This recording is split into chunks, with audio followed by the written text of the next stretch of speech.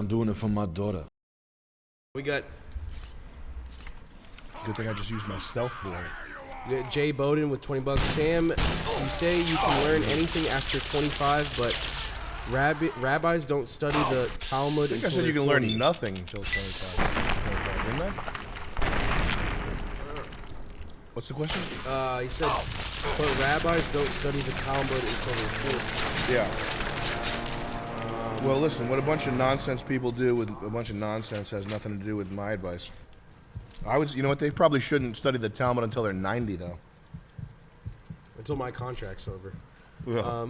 We got Archetype with 20 Canadians. Hey, Sam, why do we have to be outraged at the recent wave of anti-Semitism when media, governments, and universities have been spouting anti-white rhetoric for at least 10 years? Really makes me think. No, you don't. It's funny. It's not your problem.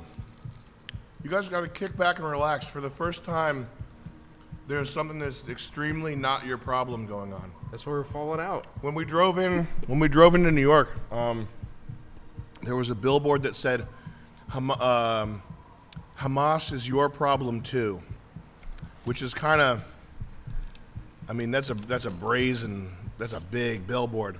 Hamas is your problem too. And I chuckled because it's not. I know I'm going to pay for it eventually. I know that my money, the value of my money is going to be diluted to pay for it, but it's definitely not my problem. And these whiners, these people whining about it, anti-ding-dong. I don't care about anti-ding-dong, you know? I'm worried about any files. You can. What's Semitism? What does that mean? Is that like a cemetery? Or semolina, wheat grain? What's Semitism? Oh, so there's a whole canon of information, a whole bunch of lore I have to learn now to treasure these people. It's because they came from the Semitic peoples. They're from Semitic people. What the fuck are you talking about? Shut up! What's a Semite? And there was the mitzvah bus, brother. When we pulled up to the venue, there was a bus playing techno Hava Nagila, and there were 3 Orthodox guys, and I looked Jewish, and one of the guys comes up and goes, "Excuse me, you wouldn't happen to be Jewish, would you?" And I did my first, I felt good because I did my first New York thing. I said, "Fuck right off," and just walked past him. But that happened to me too the last time I was in New York. But it was the mitzvah wagon, and a mitzvah, that's Jewish for a favor. You do someone a solid, you do them a mitzvah. And what they're doing is they're begging for money. And I saw someone in someone did a hidden camera thing in Israel where these 2 rabbis come up and they're like, "Could you do us a mitzvah?" They have this whole scam thing where it's like they make you think you're donating money to a children's home or something, but you're actually just donating to the rabbis. Yeah. So we got hit with the mitzvah bus outside the venue. We should do that. Like it's like instead of stolen valor, yeah, it's like stolen mitzvah. Stolen mitzvah. But anytime you see the word Semite, you can breeze right on past that. It's not even hate. It's just there's a limited amount. I love world history. I want to know about ancient Greece. I want to know about ancient Rome. There's a limited amount that my brain can hold. I don't care about anything that starts with a sem. A sem? S-E-M? No, there's nothing you need to know about that starts with S-E-M that I can think of. A semwich. You could eat a semwich. But that's like as you start to go east of the Mediterranean, things just get stranger, and it's just a bunch of gobbledygook that doesn't concern you. All it really does is make the price of oil go up or down, and you don't need to worry your little mind about it. So if someone comes to you and says, "Well, what do you think about anti-Semitism?" I think, listen, honestly, the way you trigger people, you just go, "What? Anti-Semitism? What's Semitism? How would I be anti it if I don't even know what it is?" And then make them educate you for 45 minutes and then go, "So what's Semitism again?" Yeah. But fuck all that. This is the first time. Listen, you just get to relax, check Twitter. It's all entertainment. Just make sure that you're safe. Make sure you're stocking away your shekels. Make sure your family's safe. But right now, it's just entertainment, man. This Ukraine stuff.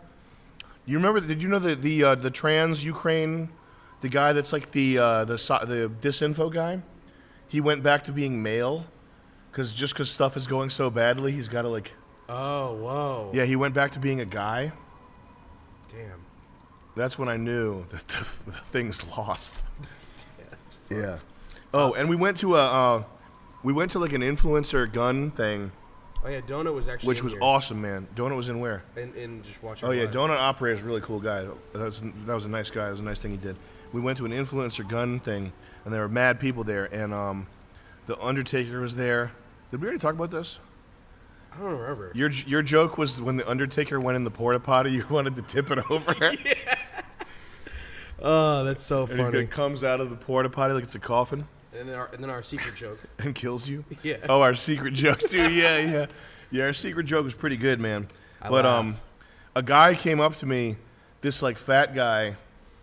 This fat guy came up to me, and I knew as soon as I saw his face that he was one of these schizo freaks Where's Dave? that you guys. Oh, Sam. yeah. It's like walking backwards. Where's Dave? Oh, Sam. Yeah. Strategically When do people pretend, that shit's fucking far out. But he came up and he had a video running already. it. Yeah. And he goes, Really? yeah, and he said, Sam, my boss just wants to get video of you saying fuck Russia.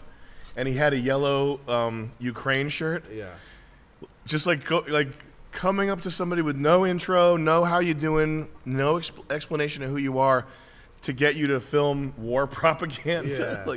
Crazy. That guy was toasted. That was toasted. I knew it was bad because his teeth were all yellow and orange, We got Nikon with $20. Sam. and his shirt was too tight.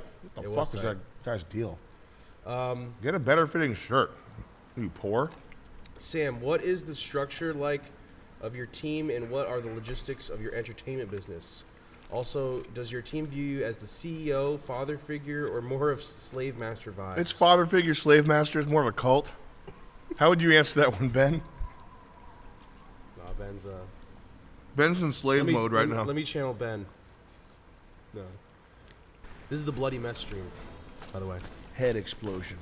We got the Jack 'em Up kid with $20. A while back, a rich Indian doctor was lecturing my dad that India was the future. Yeah, I learned right. Yeah, the future what? Toilets? Yeah, right, dog. I learned yesterday that a whopping India ain't 27,000. the future of shit. I learned India is the future. I learned yesterday that a whopping 27,000 Indians die in train-related accidents every year. What's your take? India's the future of death. Are you laughing at that comment? I think that got picked up on the mic. What's your take? Global superpower or train food? And then They just can't get it. Listen, it's not my fault. I'm not relishing in the fact that they can't get it together. You know what? And you know what, man? I was talking to Christ Dillinger in the green room, and there's a thing Dave Chappelle does. He'll do, or black comics in general. If they're doing something that's like anti-white, they'll say. I've heard Dave Chappelle say 400 years of slavery. What? game audio is a little too loud. Oh, is it? Yeah. Dave Chappelle said he's launched into a joke multiple times by saying 400 years of slavery. But that's whatever. The thing I've been noticing is I've been seeing Indian comics starting to do that, starting to do anti-white jokes by referencing like British colonialism. Really? Trying to put colonialism on par with slavery, basically. And when you see it, it's just not it. And it's just obvious that Indians are not going to make it, and that Indian stand-up comics are not going to make it, and that India in general will forever be the gobbledygook fucking mask manufacturing, the depot for manufacturing all the crap that people really don't want. They'll be making paper straws and masks in India till the year 3000. We got Quasimodo with $20. Hey, Chris and Sam, it was great to meet you guys.